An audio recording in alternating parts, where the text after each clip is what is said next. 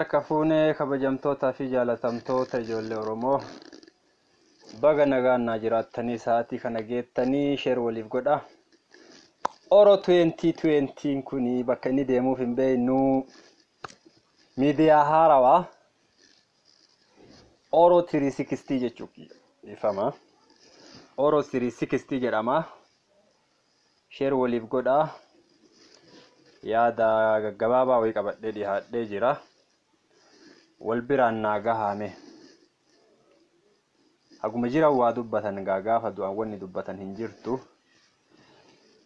Haguma jirru waa dubbanna kaa caaluufa waliin hin deemne. Jawaarfa waliin hin hidhamne. Baqqalaafa waliin hin hidhamne. Qeerroofa waliin hiriira baaneen duune. Waan arginu ka waan dhageenyurraa yaada yaaduma wanni beeyta namaan gargaaran jalqaba irratti yaaduma qabdu. Lammaffaa yoo jiraatte diinagdee qabduuni beekumsa qabduun nama qarqaarta. Sheer godha hin dondhoomina sheer godha. Sheer godha wal biraan gaha. Wal tuffachuun faayidaan qabdu. Yoo nuti wal ol qabne diinni gadi nu qabuu dhiisa. Yoo nuti wal qabanne diinni gargar nu qabuu dhiisa. Wal haaja beeffannuu sheer waliif hagoonu yoo namni tokko yaada qabatee dhufu wal haa dhageeffannu wal haa hordofnu. Yaaduma muraasa tokko qabadhee isin dhiyaadhee jalqaba irratti qabsoon teenna jaarraa tokkoffaa kana jaarraa tokko booda waggaa 130 booda dogoggora akkamiitti Oromoo mudate jennee laalla. Waggaa 130 booda yoo jennu waan Minilik nurra dalagee fi waan amma Oromoo irra dalagamaa jiru wantoonni wal fakkaatan jira jennee laalla. Wanta wal fakkeessu yoo ati ilaalte ilmaan Oromoo keessaa bitatanii ilmaan Oromoo irratti duulchisuun sirni amma jiru kun tokkoffatti sirna Minilikii fakkaata. Lammaffatti olaantummaa ilmaan nafxanyaatiin wanti isaan gaafatan guyyaa tokko osoo hin bulle deebii argatu yoo ati ilaaltu sirna Minilikiitiin wal fakkaata. Yoo siidaa Minilik haara'oomsanii ol fuudhanii beeta mangistii keessa kaawatanii alaabaa lummuxii alaabaa sabaaf sablammoonni biyya sanii jalatti dhumattee jalatti sanyiin isii duguugamte fuudhanii alaabaa federaalizimiif urjii jidduu kaayansan keessaa muranii yoo isaan deemanii agartu sirna Minilikiitu gaddeebi'ee biyya irratti hojjetaa jira jetteetiin amanuu dandeetta jechuudha. Wannuma gaggabaabduu tana yoo laalle kabiraa akka keessaan hojjetamu silaa lakkoofsan qabu. Itti aansuudhaan dogoggorrummaan hojjetamaa jiru qabsoo Oromoo keessatti dogoggora akkamiiti? Maaltu Oromoo dogoggorsu jira? Yoo jennee laalle sadarkaa jalqabaatitti waanuma dhihoo tana dubartoonni teenna godhaa jiran yoo laalte hiriira dubartoonni Oromoo Oromiyaa bahaa awwadaa irraa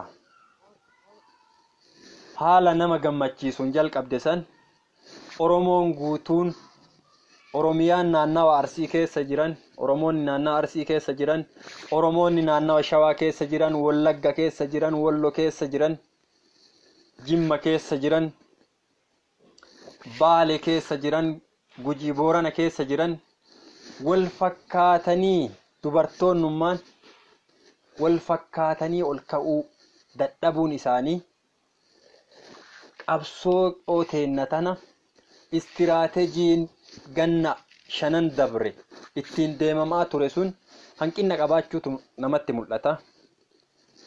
Oromoo kan Minilik itti cabsuu danda'e yeroo Arsii ganna 7-8 Minilikii wal lolaa bahan Oromoon biraa dirmachuu dhabutu Oromoo sirna Minilik jala kuffise. Arsiin qofti ganna hagas ofirraa tumaa ture. Tuulamni haga danda'u ofirraa tumee jalaayyuu baqatee kutaa Oromiyaa biraa keessa Arsii Harargee haga Baaleetitti diina jalaa baqatee Oromoma keessa gadi baqatee akkasi uf hambise. Kabilisaan aan lakkisi gabbarraatii nutti hin bu'in jedheellee akkasi uf hambisellee ni jira. Ka ammoo lakki nuti wanni gabbarruuf hin jiru jedhee dhaabateellee lole akka Oromoo Arsii, Oromoo Harargee seenaan ni yaadata calii calanqootii fi harka muraaf harma muraa aanolee seenaa kannii yoo laalte osoo yeroo san qindoomina qabaatanii Minilik Oromoo cabsuu hin danda'u. Seenaan gabrummaa haga ammaa nurra jirtu tun nurra jiraachuu hin dandeettu. Ammallee sirni Abiyyii kunillee wanti inni godhaa jiru kun sanumaa jechu Oromoo gargar qoodee Arsiinsitu Harargee caala jedhee Harargeensitu Arsii caala jedhee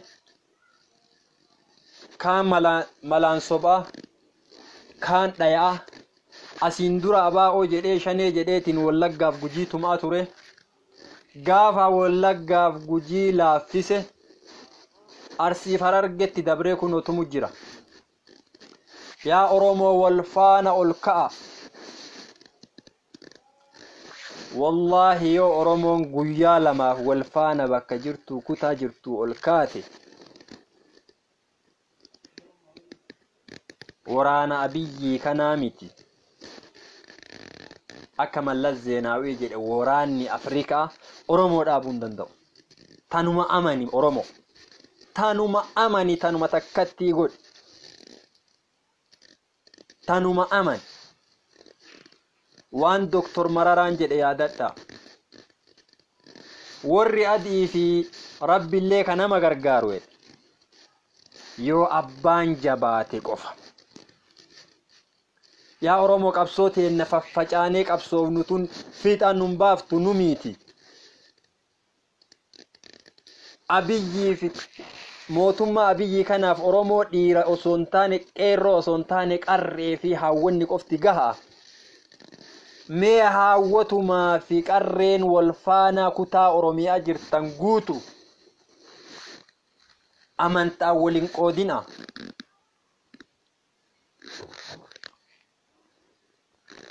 Ila warri rifeensa qullaa deemtullee tani qaaba hidhattee ajjabattee deemtuun harka wal qabadhu.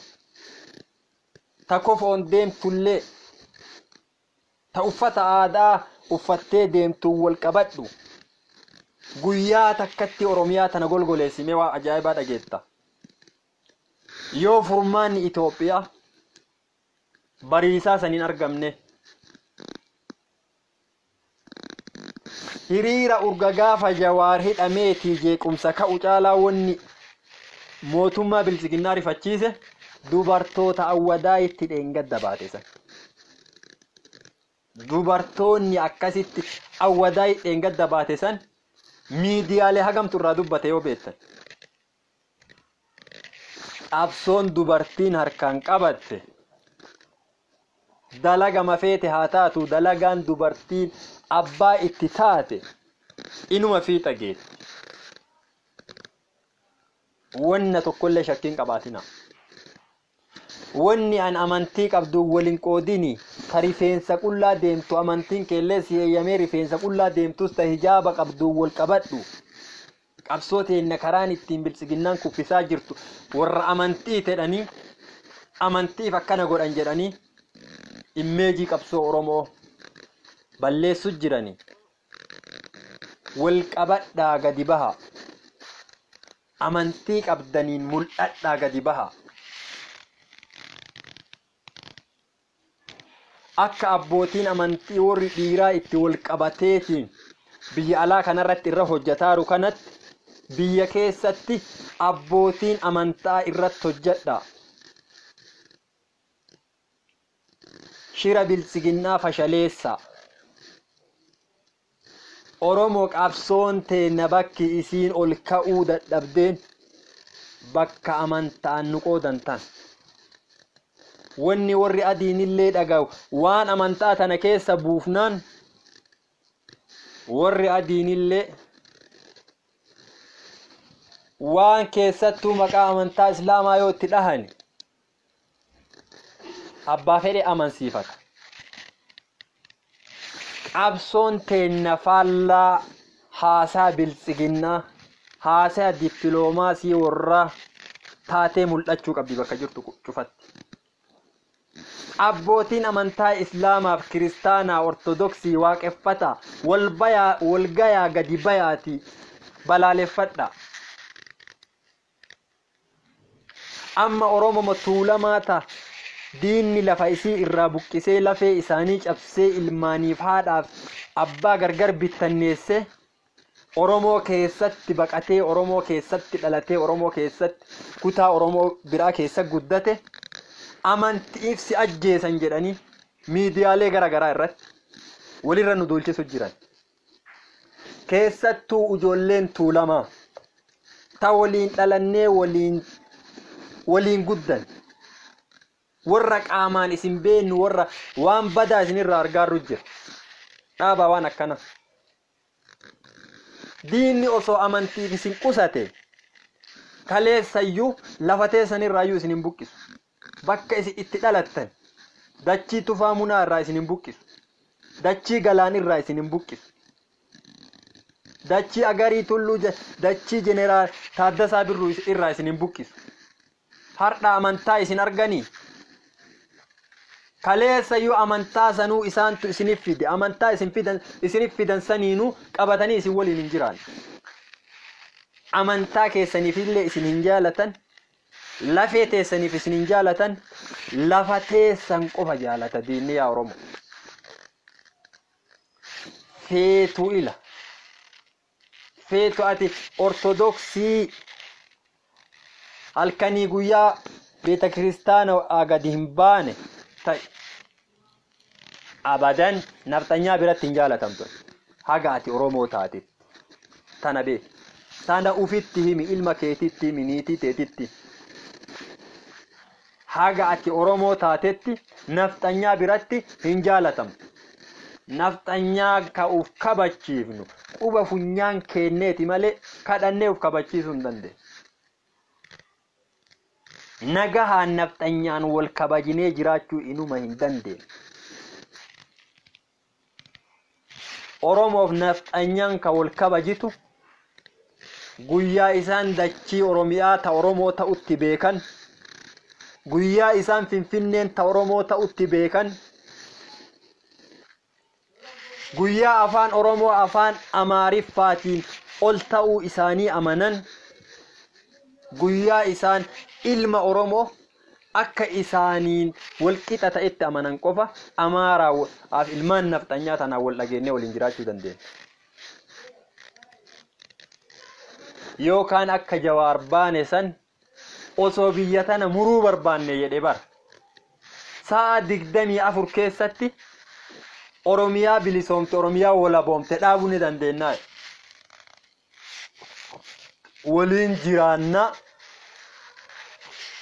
Waliin jiraannaaf biyya tana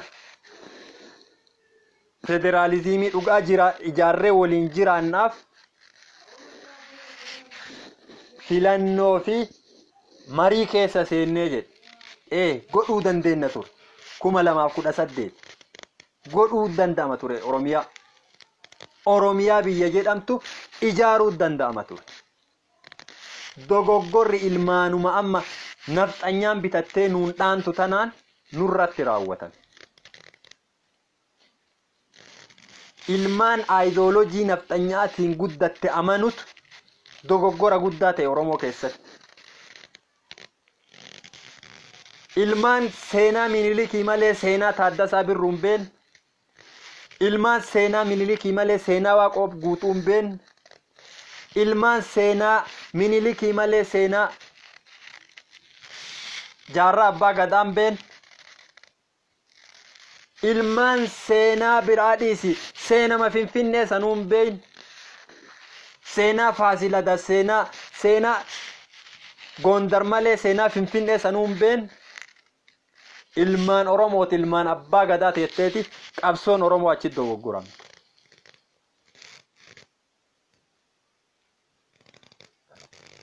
Ilmaan ideoloojii sirna nafxanyaa san keessatti guddatte amanuun nurraa hin barbaachisu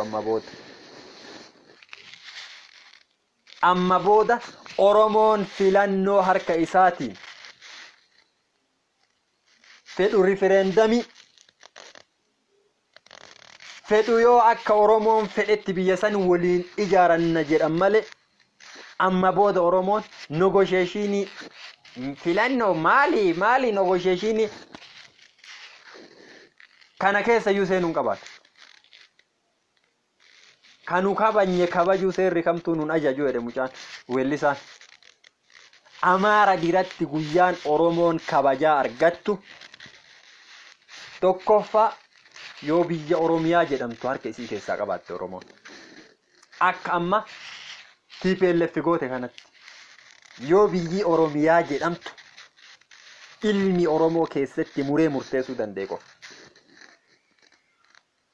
Yoo ilmaan dhugaan seenaa abbootaaf akaakayyoota isaanii beektuun bulte qofa Oromiyaa. Ilmaan diinni seenaa keenya itti nuu hime waan xiqqoo Oromoo afoo qabaa Oromoon sobaa sirna Minilik nuuf fe'uu deemtu tanniin fudhachuu hin qabdu Oromoo yeroon taa'an dabree jira. Beeki sirni Miniliki waan takka qofaan si miidhe beeku. Wanni takkattiin inni harkaa qabu waraana qaba waraanaan si miidhe. Tunniin amma dhalallee si dhooguuf deemti sanyii ta'e si balleessuuf karaa teekinooloojiitiin. Qusannaa maatii waan jedhamu saniinuu sanyii nu balleessuu deemti. Gabbayee Pirezidaantii naannoo Oromiyaatti dubbate Shimallis Abdiisaa. Tun siyaa galtu Oromoo. Oromoo dubbiin teenna fagoo jirti qabsoon teenna fagoo jirti.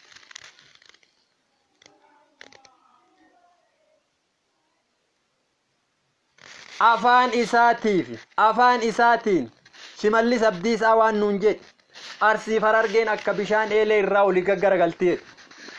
Olii gaggaragalla. Olii gad garagalla akka nuu ta'etti akka diinni nutti deemu osoo hin taane gaafa isaan sirrii jiran ni deeggarra. Gaafa isaan ammoo dantaa Oromoo ilaagattii tana itti bu'an ni garagalla gara feena. Sanuu nama ija qabu nama ila laal kaameraan isaa qajeelatti xiyyeeffannoon isaa qajeelatti argutu sanuu badii itti deemu sanuu argee jalaa garagala. Haganuma dubbii. Yaa Oromoo ol ka'i yeroo tokko wanni Oromoo hanqatu ammallee yeroo takkatti lafaa ol ka'uu dadhabu. Guyyaa jalqabame dursite dubartoonni fi qarreef dubartoonni hawwaleen awwadaa ibaate guyyaa lammaffaa maa itti naansina. Guyyaa sadaffaa maa itti naansina. Guyyaa meeqa booda hadha galgala Arsii keessaa waa mudhatan dhiiroo. Meeqa dibayaa wal fakkaadha. Gadi bahame addunyaan isin dhageettiyaa hawwatateen qarreeteen obboleeyyanteen isin dhageetti. Amantaa keessaniin wal ijaaraa akka amantaa qabdaniitiin.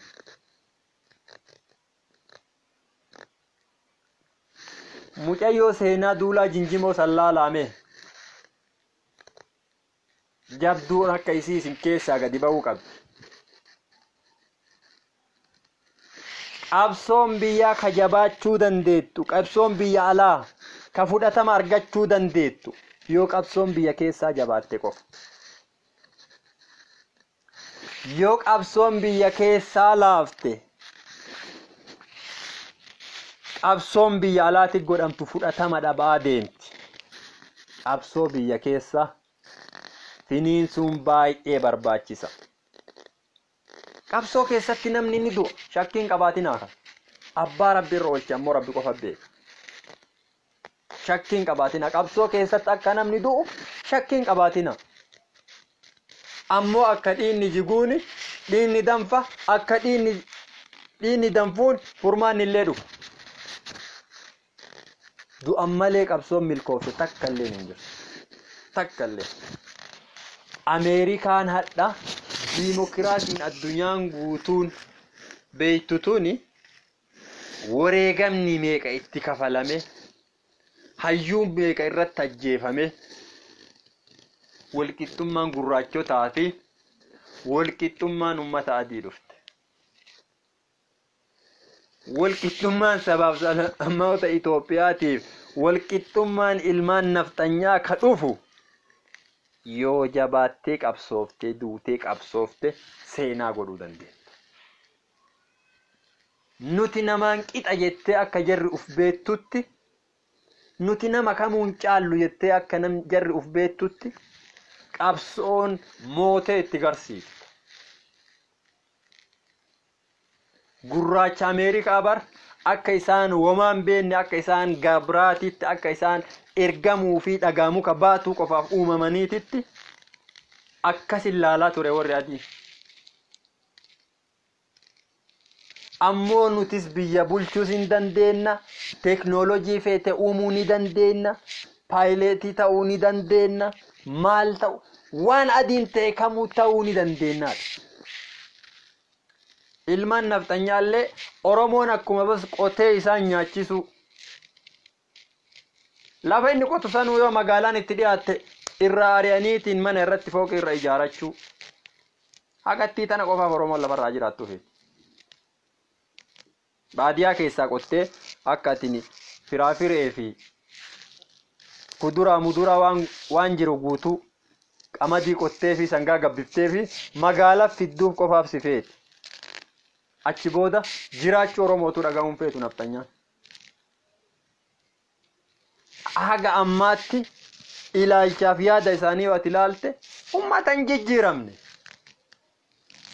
Kun ummata jijjiirama irraa eeganii isaantu keyrii biyya tanaaf qabaata jedhanii irraa eeganii miti.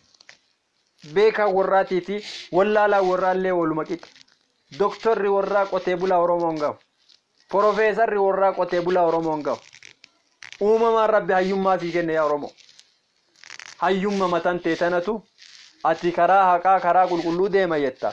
Warri karaa shiraa karaa badiitiin sit deemu ganna hagana Oromoo ukkaamseerra ture. Kaleessa TPLF fi kophaa Oromoo ukkaamsitee fixaan turre. Ilmaan nafxanyaa tana qabatteeti. Jallaa keenna qabatteeti. Jallama keenna kana mee jalaa haa guurru takka takkaan. Jallama keenna kana haa qajeelchinuume. Warri sooshaal miidiyaa kana gubbaa jiru. Abboo ka amantaa Islaamaa qabdullee rabbii kee sodaadha. Waan itti amantu sodaadha. Yoo namni beekaan kan kee dogoggore arrabsuu gantuu maarree dhiisi. Mee yaada gorsaa yaada isa jijjiiruu danda'u barbaadiiti. Yaa abboo nama arrabsite gantuu jettee sodaattuu jettee hattuu jettee maali jettee maatii keetuu ni bittanneessita malee maatii keetuu walii qabuu hin dandeettu yoo arrabsite. Maatii kee maatii kan kee ilmaan tee arrabsitee walii qabuu hin dandeettu. Gorsitee bakka inni itti dadhabbinna qabu guuttee fi qajeelchite. Warruma feesbuukii kanarra qabsoo barate maratu gadi ba'ee qabsaa'ota wareegama meeqa kafalte arrabaa mucuqi. Abboo rabbuma sodaadha waanuma itti amantan sodaadha. Warra qabsoo keessa jiru dandeettan hamilee ta'aafi. Warra kalee seenaa takkatti haa taatu saba kanaaf waa hojjete. Har'a taayee danda'a nama Oromoo arrabsaa oolu feesbuuk arrabba'e.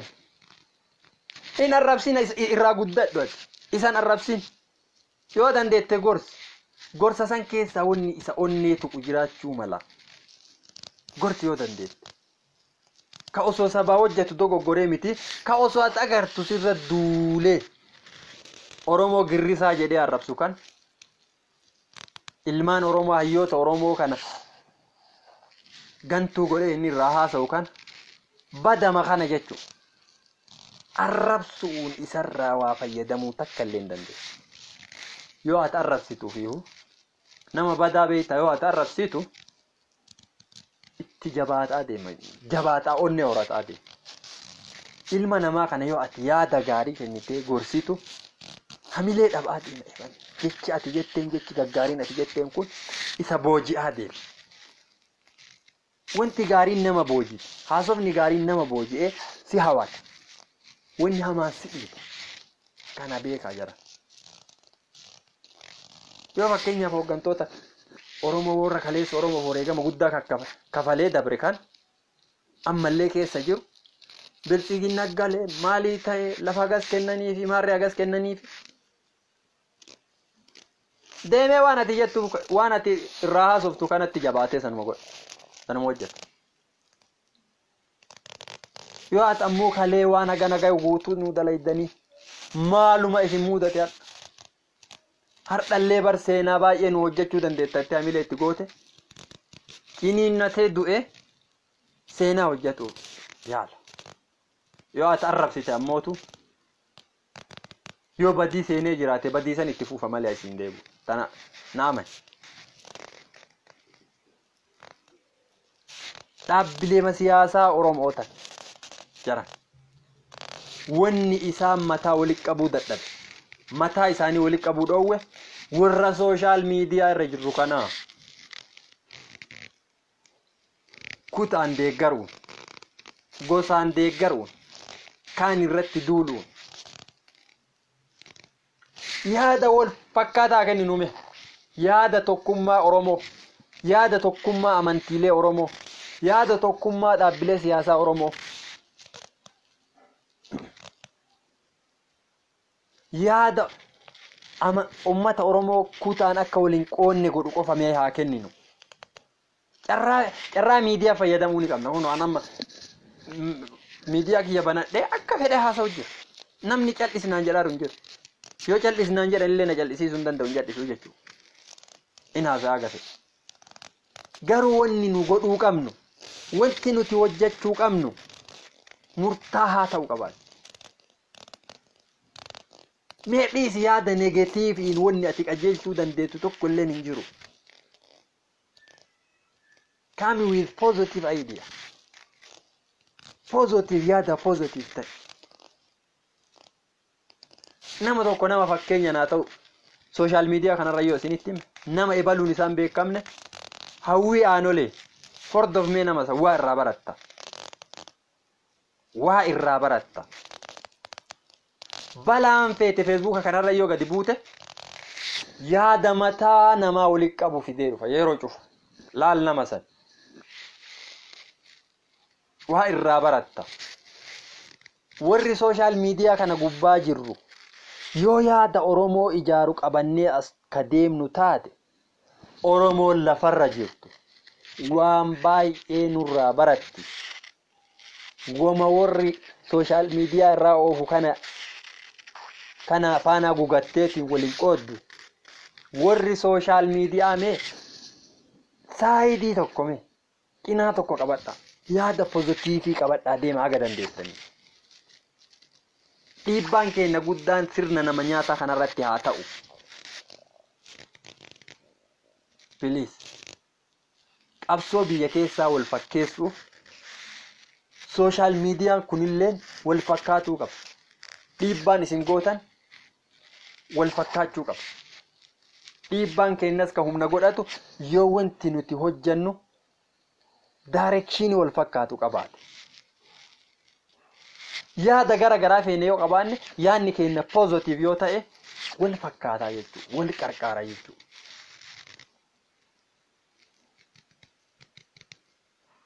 Yaada jechuun beeki waan biraatii miti. Fakkeenyaaf paartii siyaasaa tokko yoo qeequu barbaadde akka isa qarqaartutti akka isa jabeessitu qeequ. Arrabsuun gantoota hattoota maaliyyoo warra akkasii warra gasa akkasii jechuun qajeelchuu hin dandeessu. Jabeessuu hin dandeessu, deeggaruu hin dandeessu. Osoo qeequ deeggar, osoo qeequ qeeqaan deeggar. Kanuma kasin jechuu jiru. Dhumarratti yaadni gabaabaan tokko hin qabu. Yaa obboleeyyan ta'e ijoollee tuulama waggaa 130 har'aa yookiin 30 sanii dura abaabayyoota teessan diinni lafa teessan irraa lafa amma Finfinnee jenne daangaa Oromiyaa irraa ilmaan Oromoo irra dhumtu tana diinatu isin irraa isin buqqise ka guyyaa takkatti Finfinneen karaa kanaan beeyne marti Finfinneen ta Oromooti jedhee du'a. Yeroo ammaa ammoo isidi Oromoon amantiin si ajjeesaa jirti ati waan kiristaana taateef amantiin si ajjeesaa ran jedhanii Oromoo irra si duulchisu jiran. Yaa abboo gadhaabadhu. Gondaritti hin galtuu gadhaabadhu. Goojjamitti hin galtuu gadhaabadhu. Warruma kalee abaabayyuu kee akaakayyuu kee abbaa kee lafee cabsee lafa isaa irraa buqqisetu hardhallee laal Oromoo taaniin wal si cabsisiise ta'ati keessatti baqattee ila kashaashamannee jirtu Oromoo kalee si qubsiise si nyaachisee si obaasee ilmaan tee si guddise mana si godhee lafa si godhee horii si godhee hadha fooqii ijaarattee fooqii qabdu isaan amantiin na ajjeese an kiristaana ta'e akkana na godhe jedhaa jirta yaa abboo. Mee uf baradhu mee uf baradhu ka ati amantii ani waan kiristaana ta'eef islaamni na ajjeese jettu islaam ajjeesaan jiru si biratti sheeka masjiidatti ajjeesaan jiru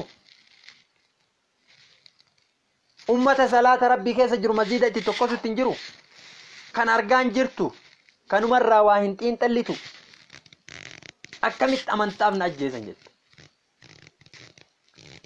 Shira kaadireen si obaafte jiruu teen dhabin jiruu teessituuf dhabsiisu jira. Ummata kee qabadhu ummata kee waliin jiraadhu. Diinni kaleessa tuulamarraa si buqqise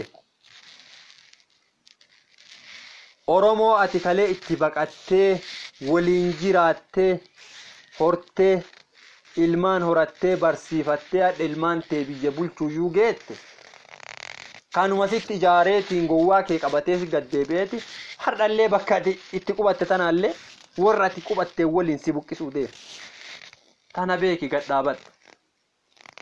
Keessattuu godina Arsii lixaa keessa waan ta'aa jiru takka takkaan quba qabdu. Takka takkaan. Ammallee warra baay'ee warra isin beeyin eessa dhalattanii eessa guddattan warra ooyiruu isin qotattan beeyin si ajaa'iba. Warra amantaan nu ajjeesan amantaan akkana nu godhan jedhu. Diina si keessa jiraate amantaan si fakkaatee si sobu kana ofirraa eegu Oromoo miti. Islaamaa miti kan ofirraa eegu. Islaamni kalee gaafa si qubsiisu gaafa ati dhuftillee ni islaamoo ture. Ati amantii biraa qabdaa sin qubatiin hin irraa deemsin hin jenne si qubsiise lafeetiyya jedhe.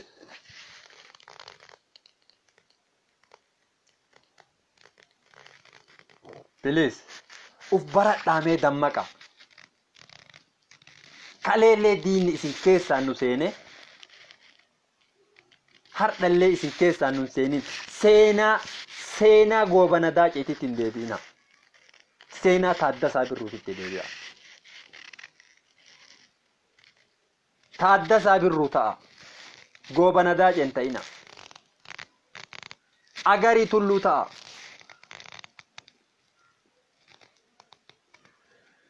Maammoo Muzammir ta'a. Alamuu Qixxeessaa ta'a. Dhiira uf beektuu dammayxuu sanniin. Baaroo Tumsaa ta'a. Magarsaa Barii ta'a.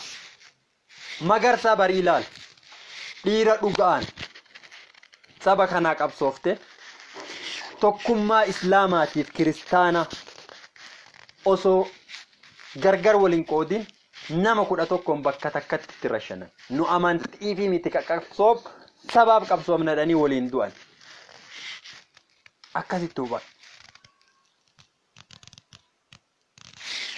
diina tokkoof tokko qofa qabda yaa Oromoo amantaa feete qabaat yoo feete amantaan qabaatina diinni ati qabdu tokkoof tokko kalafateetiif si jibbu ka qabeenya keetiif si jibbu kanu kuni nafxanyaa jedhama nafxanyaa ammoo kadhattee miti ka ofirraa buqqiftu akka itti ofirraa buqqiftu yoo ati jabaatte qabaattu hidhannoon jabaadhu dhabdu tokkummaan keetuu hidhannoo tokkummaa keetiin jabaadhu isin jaaladhaa warri hagammaana hordoftan sheer waliif godhaa horaa bulaa deebanaa jedha booranni keenya nagaatti